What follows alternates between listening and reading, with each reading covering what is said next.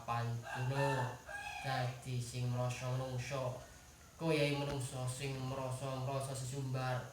kowe Fatihah basmalah ora diwaca di batin kuwi Fatihahmu kuwi ora sampurna sing ngaturke Ustaz Kyai lan Pak Piturute Iqra ki wacane kang aran Fatihah tanpa basmalah ora sampurna menungsa ki buta nyelingke karo menungsa ning ngrasa ilmu gedhe hatamah Quran bisa tajwid piturute tanpa Fatihah basmalah mbok ilangake mbok batin ki dadi salat ora sah entuk ngilingki ning kang diarani oke ngerti mbayat masjid oke kaya ngono jentrek lan jentrek mbayat ora perlu ngilingki papan tunggu ngilingki jagat raya dadi imam kuwi mau Fatihah kuwi kapisan ayat sing diarani basmalah kuwi kang ingkang ayat kapisan dadi ling pepiling buta iki lho nyelingki menungsa sapa sing imam Fatihah basmalah ra diwaca salate ora sah amarga apa ya kuwi basmalah kuwi jenenge ayat pisanan jeneng Iqra wacanen sing ngomong-ngomong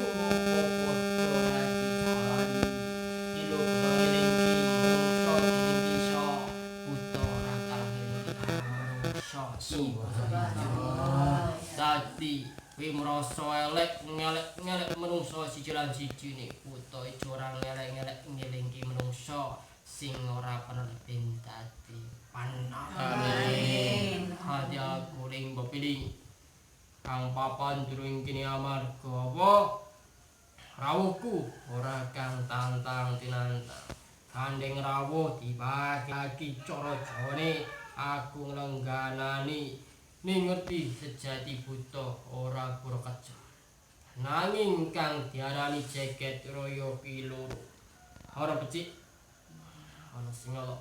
ana sing kejem ya bakal ana sing alus amin haji bukti kasunyatan dikira gawe ginawi ora bisa aku pur lantaran marang rokok aku ya ora ngerti papan dunung kene ora mangerteni amarga kang ora doh papan dunung kene pasugihan jimuk kang diarani iya iku marang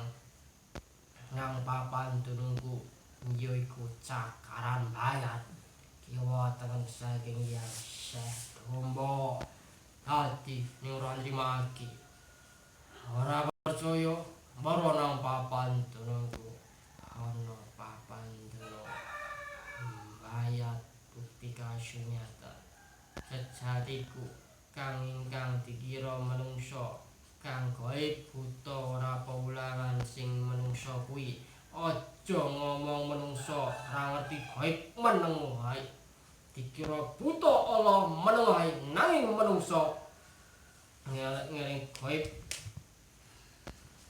becik buta yakin menungsa ning orang-ora becik tak jebul wujudku manungsa kuwi bakal kawetenan ora mungkin apa marang aku lari diruqyah aku ora kodal arep kepiye khatam Quran aku ora kodal manungsa ayo sapa sing wedi dadi yakin ning ira ngerti siung ki sing 12 meter manungsa bakal kawetenan dadi arep donga pandonga sepira dikira aku buta ijo ora bisa ndonga aku ya bisa saka babon kitab sucine Al-Qur'an kuwi Fatihah ayat kapisanan kuwi basmalah Bismillahirrahmanirrahim artine kang kanggo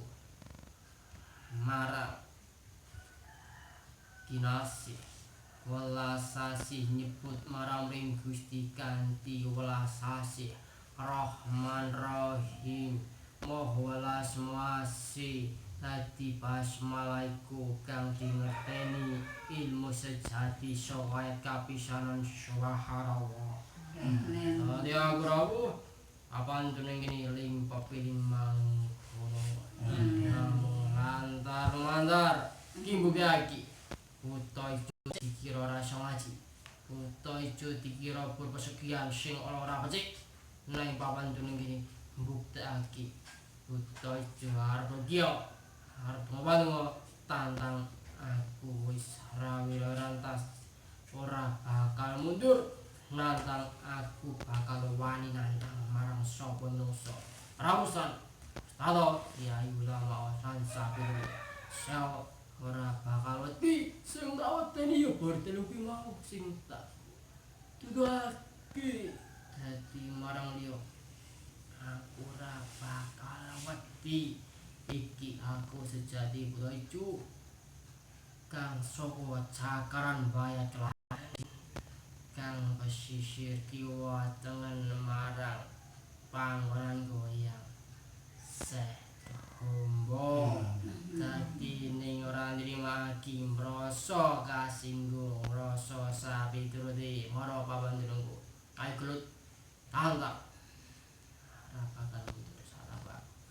sapa nantang marang aku sing mutiar sapa menungso saudara iso mutiar nanging aku ora mutiar nanging aku bisa loro wektu jaman sawana kesiksa saka kang ingkang diane rukyah aku wiwit kang wengi sore iki buktiake ruwah romblo-romblo kang arep nyerai bulan kasucen aku ora kepanasan maneh aku api sujud karo sing kuwasa ayo Kutha Ijo paling papiling apan kuning kini marang kiat jaya trio mangkono sing bisa tarai